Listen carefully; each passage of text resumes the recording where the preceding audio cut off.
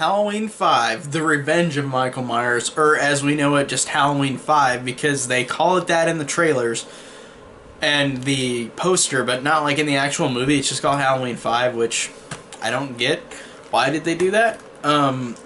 So this is definitely one of my least favorites overall in terms of the franchise as a whole. This one, I feel like has a lot of similarities to Halloween Resurrection, even though Resurrection I think is the worst out of all of them. This one has a lot of reasonings to be such an insult to the last film that came out before it, where Halloween 4 had such incredible atmosphere, such likable characters, such great suspense and atmosphere. It really made this franchise like incredible, I think, and I feel a mixed bag for the fourth one, but still it just is really great.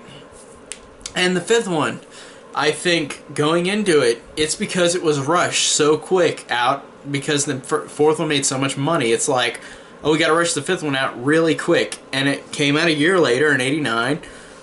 And it shows, because this movie is definitely one of the weakest ones out of all of them. And it's definitely not the worst, but it's my second to least favorite, though, overall. It's not like the worst thing ever. It's not terrible. It's got bad things about it. It's got some good things about it, too. But overall, I'll just mention all those as I go along. But starting out, the credits look really cheap. Like, it's really, you could tell it was rushed into theaters because it has these really cheap credits where, like, it just has all this stabbing, like, it keeps cutting back from the stabbing to, like, the titles, opening credit sequence. And then you realize it's just a pumpkin that's being stabbed, like, to create, like, the face in the pumpkin. But it wouldn't make sense if you actually kept stabbing it. Like, that wouldn't have made a perfect looking pumpkin, like, eyes and mouth on it. That's so dumb. So the opening credits were pretty weird and not very important. But the opening credits was just that. Like, that's one of the weakest opening credits, I think, out of all of them. And then, like Halloween 1 and H2O, we get a recap of Halloween 4, where, like, you see what happened at the end of 4, Rachel hitting Michael Myers, them shooting him down, them throwing TNT into the hole they fell in, which was added in this one. And that's fine, but it makes me like that movie more. Like, it sucks that we see the beginning at the beginning of this movie, we see the end of 4, so it's like, oh, I remember liking 4 more than this. But so Michael, of course, makes it out again. He escapes through this hole, underground, I guess, and before the TNT blows it up, and goes down a river, meets a hermit, who just is on his own with a parrot. Really weird. There's apparently, and this sounds worse, but there was apparently a scene that I saw, like, footage of on the special features for 5 on Blu-ray where, like, there was this character named Dr. Death who would have brought Michael back, which brings us to the question of who the fuck is that and why is he even in this movie? But I'm glad that they cut him out and just had the old hermit, because even though that's dumb, it makes more sense than having this new character you know nothing about called Dr. Death. Like, what? That's so glad they didn't put him in that. That's a smart move. Really smart. But I did think that already it just feels weaker as a movie, like, as opposed to the fourth one. It shows Jamie being possessed by Michael, going to stab Mrs. Carruthers, and then 1 year later Jamie wakes up in this children's clinic, and instead of becoming Michael Myers, like the killer, like Michael Myers was, she just becomes mute. But then halfway through the movie, she's not mute anymore, which is really, really stupid. Like, I don't get why they did that. They only did that because they made a ballsy-ass ending with 4. Like, oh, we're going to make her the killer. Michael's dead. Let's have her do it. Nope. That wasn't even the intent ever. It's just, here's a cheap way to excite the audience for the next one, but then we're not even going to do that in the next one, so fuck you, audience. Like, seriously. So Jamie is mute in a clinic now. Like, it's already, it just sounds so stupid talking about this out loud. For some reason, she's mute.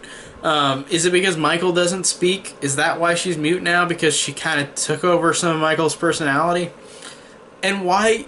Michael didn't even die, though, so how did he take over her if he's, like, alive still at the end of this movie, at the end of the fourth one? That's so fucking dumb. I don't understand. And this implies now that Jamie has a telekinetic connection with Michael, because you see throughout the movie her connection with him, seeing what he does, like leaking through his eyes.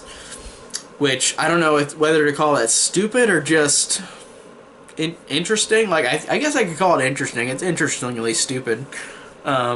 Because how would she have a telekinetic connection? I don't know. So, really, I don't even know how to say some of this stuff out loud, because it's just so dumb. This is definitely one of the dumbest ones out of all of them. And I think that in the first like scene where Jamie like wakes up and she like has a panic attack because Michael wakes up on Halloween next year and then he kills the hermit, so Jamie's having a panic attack at the same time, I think actually is really well done, because Jamie is losing it while he is doing this murderous thing, and she can't speak, and then the doctor is going to like get a scalpel and get her neck, and like Loomis grabs him and says, "No, don't do it," because he knows that she's not actually dangerous. She's just kind of possessed in a way by Michael, like telekinetically, like they see what they are doing, or at least Jamie sees what he's doing. So I don't know what to think about it. But then we get our introduction to Rachel again in this movie, where this is a nice, even though there's no, like, it's a short scene, but it's a nice connective, like, thing to Halloween 4, where Jamie wakes up the next day and Rachel's there sleeping with her, like, right next to her, like, in her full outfit, like, just sitting there in a chair, sleeping next to Jamie on her bed. I like that. I thought that made it felt like Halloween 4, where these characters were kind of inseparable, because they just cared so much for each other, and then especially after the trauma of the end of 4, like, they're connected.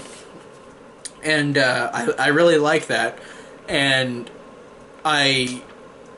then they introduced Tina, who is a character who is annoying, but honestly, as the movie goes along, I really do like her, and I think she is a okay replacement for Rachel, which we'll get to this right now, because this, like Resurrection, does the exact fucking thing of having a character from the last movie, Halloween 4, where Rachel is this badass, kills fights Michael Myers, hits him with a freaking truck, and she helps save the day.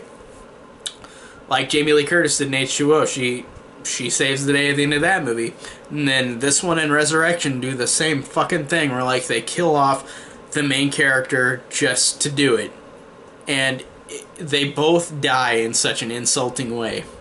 Rachel in this dies so insultingly because she doesn't even think. A year later on Halloween, she's leaving to go out of town with her parents or somebody for, like, to be out of town for a couple days on Halloween, on the day that the year before, Jamie literally almost died and half the people around her died, and Rachel is not even thinking about, like, why is she leaving during this traumatic time for Jamie?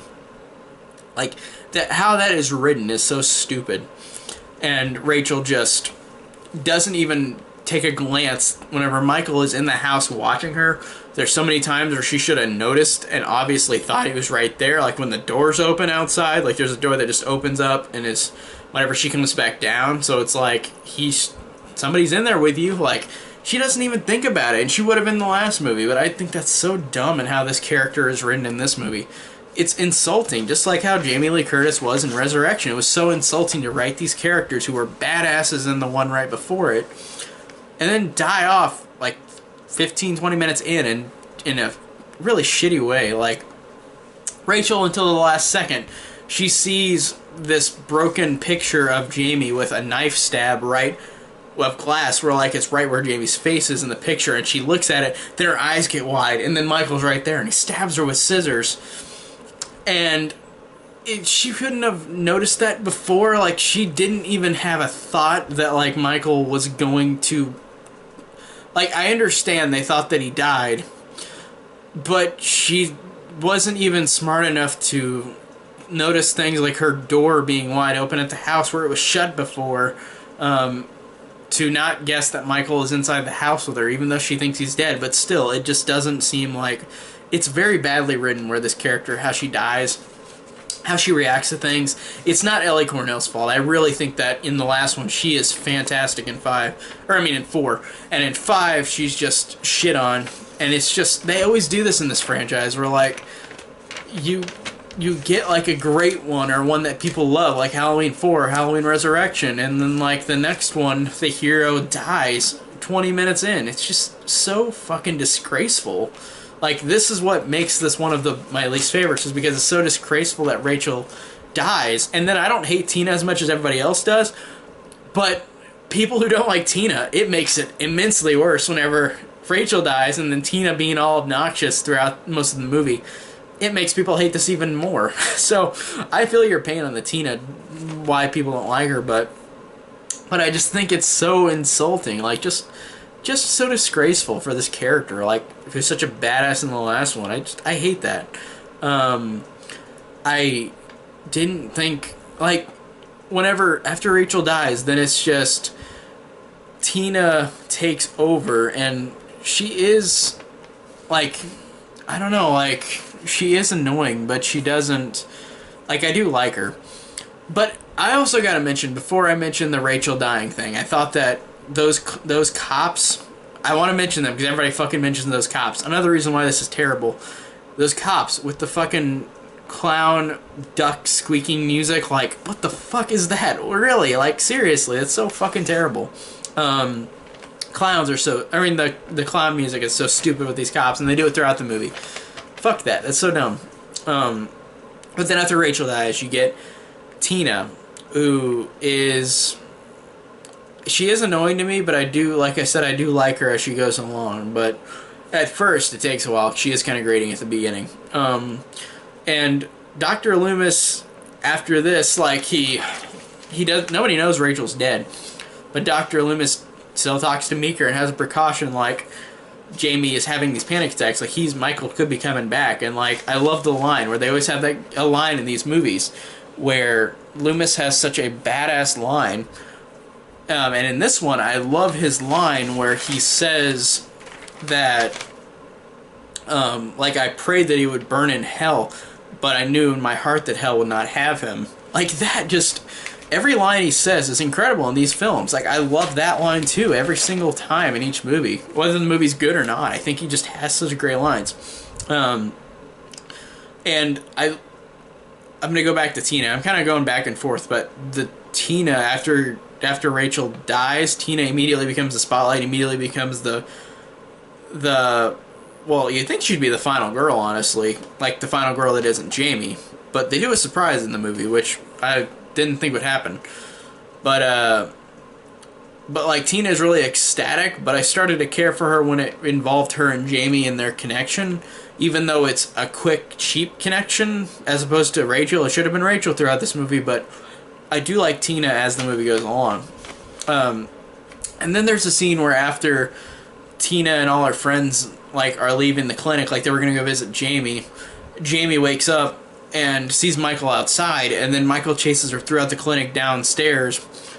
And then I really do like the scene. It actually really is intense because it's in the darkness, and there's all these corners it looks like he could be hiding in.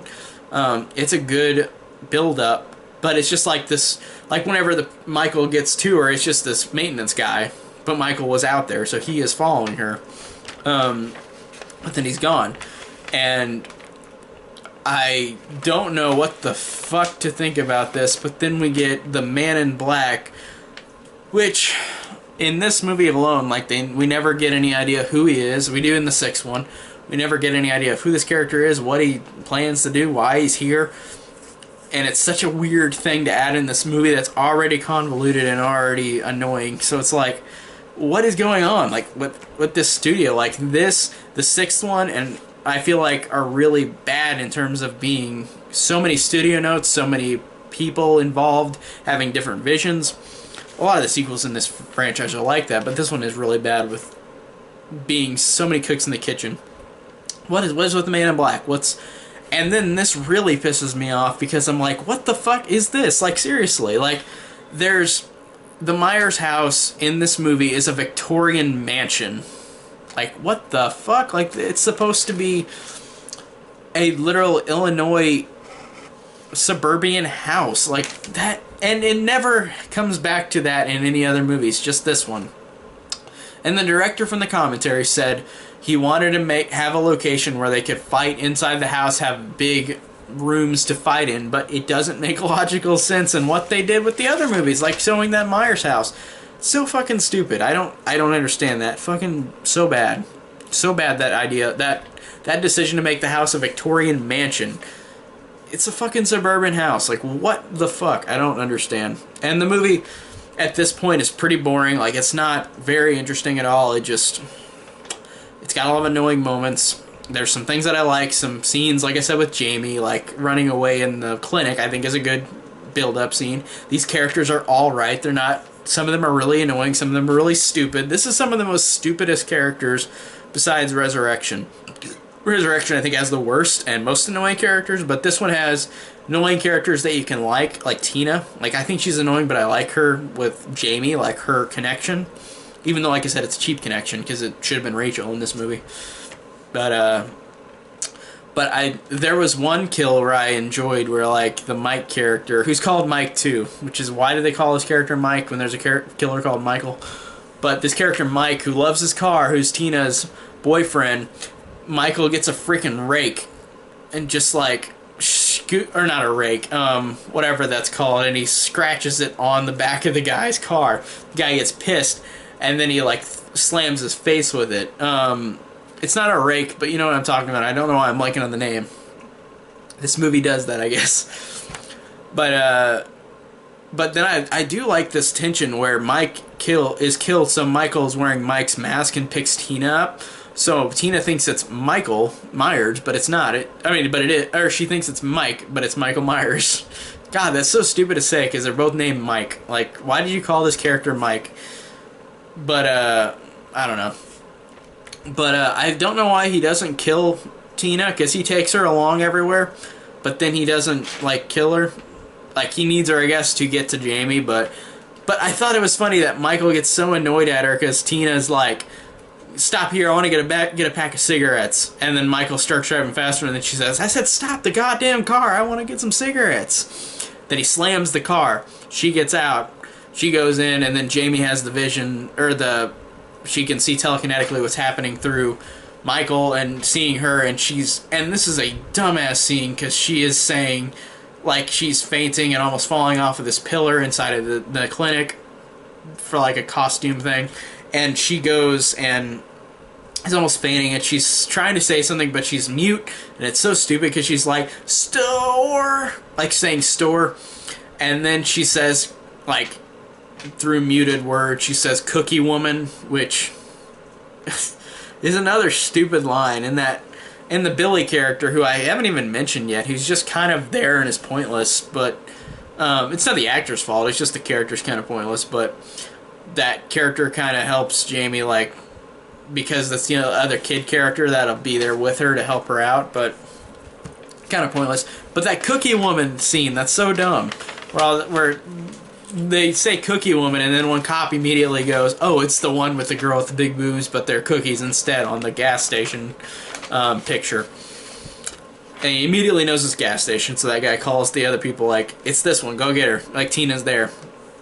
And then this actually works, even though I thought that her being mute was stupid, I thought that it works in this scene where she finally is able to speak, where Tina goes into the clinic and sees Jamie, and then Jamie finally says, Tina, like, she says, finally says something after a year, and then it's Tina. And I liked how, even though it's a cheap connection, it should have been Rachel, I like the fact that Jamie does gain this connection with Tina, and she does love her, and even though it's cheap, you can feel the emotion with the two performers. I really love that scene. I love how Tina says, say it again, and then Jamie says again, Tina. And then Tina just says, I love it, and then she hugs her and just starts crying. I'm like, you could tell there's legit like emotion in this, even though this is a cheaply written like way to have this character, the new Rachel. Like, but this actress is really good, even though she's annoying sometimes. She gives off an emotional like I feel for her, and I feel for her and her connection with Jamie, even though they're not. This is the first movie Tina's in. It would have made more sense if it was Rachel, like I said, and I keep saying that, but I liked how Tina leaves, and then Jamie just says, "Tina, no!" And then Tina just thinks she's being overreactive, like she doesn't understand, and then Jamie just starts bawling, screaming, "Tina!" Because she knows like she's gonna die. She knows Michael's there with her, and she even says that to him, like the boogeyman was with her. And she doesn't. She just shrugs it off and thinks she's talking about Mike. But then I love the fact that Tina leaves and she starts crying, and Loomis is like, "Don't go anywhere," and she's like, don't fill my head with this boogeyman crap that you filled her with." I'm like, Jamie's a 9-year-old girl. And then Tina leaves, and then Loomis says to the two dumb cops, like, "Somebody stop her!" And they're like, "What? She didn't do anything." And then he says, "If that girl dies tonight," and then the cops say, "Okay, for you, Doc, anything." And they go and follow her to the Tower Farm. But I like that Loomis is immediately like, "I gotta go get her, because she's gonna die." He knows it. And then this is where we get a lot of annoying characters again, where Tina has her friends Sam and Spitz, who are all right. They're just annoying characters. Like, this movie suffers almost the most, besides Resurrection being the most annoying characters, unlikable in some ways. Like Sam and Spitz, and they're kind of pointlessly there and get killed. But you can argue most horror movies are like that. These characters are pointlessly there to be killed. But the Tower Farm thing is all right, and I thought that some imagery in the barn is cool. Like, some of the foggy imagery is cool with Michael hiding. Like, that's really cool. And some of the scenes of Michael like walking around, watching from other positions, like watching Sam and Spitz having sex while walking around, like that camera view, like that's pretty creepy. But it's I don't know. It's all right. It's not anything like amazing, but it's not the worst thing ever. And I like how the guy gets impaled, Spitz get impaled during sex, and then like Sam screams, he falls over, she has to pull that thing out and try to get Michael, but then Michael gets another weapon and gets her. But I liked how she fought back, the Sam character. But nope, she's dead. And then of course we get that dumb thing where the stupid ass cops fucking go, like they're there watching, and they see Michael come out with his weapon, and they're literally like, "Hey, you're gonna hurt somebody with that." And then you see him come closer with the weapon, and it cuts away, and then later Tina finds them dead, and I'm like, you fucking idiots. Like, what the fuck? Like, stupid ass characters and decisions in this movie. Like, it's just so annoying. But here we go to some greatness. The chase in the woods. Really fucking good. Like, I actually really think that's a fantastically great sequence of Jamie running away in the woods, Michael ramming into a tree, the car getting set on fire, Michael gets out, and then he chases her while she's limping. And then he almost gets her. Then Tina goes in and sacrifices herself, and she screams, "Run! Run now!" And then, like, she gets stabbed, and I think that made Tina redeemable to me. Like, she was never irredeemable, she was just kind of obnoxious, but I really did like this character. I felt like her and Jamie had a legit connection, even though this is the first one she was in. Because of the performances, they really did feel real. And I think that when she dies, it actually is effective. Like, I actually do really like this character. And then, oh yeah, Loomis just appears in the woods. Like, he's been following them, maybe? But he gets Jamie and Billy out, and then he screams to Michael, who's in the woods, like, "Michael, go home, come back to where it all began." And then Jamie has to be in the old sister's room and Judith's room in the house, in the Victorian mansion that it's in now. But she's upstairs combing her hair like Judith did in the first one. And then Michael, of course, comes back to the house. He comes back, kills all the cops inside, gets knocks out Loomis, and then chases Jamie through the house. And there is another incredible scene where Jamie is in the laundry room shoot. That is effective. And of course it's cut out, but there's a scene in the movie where you see her reaction, you just don't see the stab, but like Jamie gets stabbed in the leg. And they cut that out because it's a kid getting stabbed in the leg, a 9-year-old kid. But it would have got an X rating if it wasn't there. But I thought that was incredibly intense. It worked really, really well. Great scene in the laundry chute. And then, say what you will about this movie, but that scene, the chase scene in the woods, really fucking good. I really love that. And then we get this dumb scene where Jamie goes in the attic, she finds the body, she finds Rachel, which is a good moment where she screams, "No, Rachel, no!" and then just like sits there, and then you hear Michael walking up the stairs, and then Jamie just sits there and goes, "Rachel, help me," and like she's in such fear, like, so she goes into that coffin, which I don't get. This is where it gets dumb again. She goes in the coffin, Michael gets the knife, about to stab her, she just goes, "Uncle." And then Michael stops. She says, "Let me see." He takes off the mask. Michael has no burns on him. He's been fucking burned like in a hospital explosion. No burns. He looks like a normal guy. And then he sheds a tear. But then, of course, she tries to wipe it, and then he freaks out, tries to stab her again. And then she runs downstairs. Loomis saves her, and then Loomis traps him and beats him with a 2x4, whatever. And Michael goes to jail, which is a funny image that Michael Myers goes to prison. And then Meeker just says, "This will be the place he'll stay until he dies." And then Jamie just says, "He'll never die," in a really creepy way, and I like that. But Loomis leaves, and then Jamie is with another cop, and then they're about to leave, and then you hear gunshots throughout the police station, and then apparently the man in black is shooting all these people up, who this guy we know nothing about just is shooting everybody up. The cop's like, "Wait here, don't go in there," and then he goes in there. Jamie follows in, finds like 30 cops just like killed, goes in there, looks around, starts crying, and then looks around the corner, and Michael's cell is broken open. He's gone. And then she just cries, "No, no." And then he's just gone. And that's how 5 ended. And there was a 6-year gap before 6 came out. So I wonder how many people cared, especially with this movie, where a lot of people think this is one of the worst ones. And I definitely agree. But in terms of intensity, in terms of there's a lot of scenes that actually work really, really well. The moments like her in the laundry chute, her being chased by Michael in the woods. There are some emotional moments that work with her and Tina. But there are so many fucking bad things in this movie that I don't know. Like, to me, it's a mixed bag where I think there's a lot of terrible things, but there's a lot of intense shit and a lot of cool character moments. But there's a lot of annoying-ass characters and a lot of dumb-ass things that are just pointless in this movie. So, overall, this is a very mixed bag. There's a lot of highs, but there are way more lows than highs in this movie. So, this one really is bad. One of my least favorites. My second least favorite out of all of them, but including the remakes. But it still has some great things about it, but it has some terrible things about it, and definitely the terrible outweighs the good, unfortunately, in this one.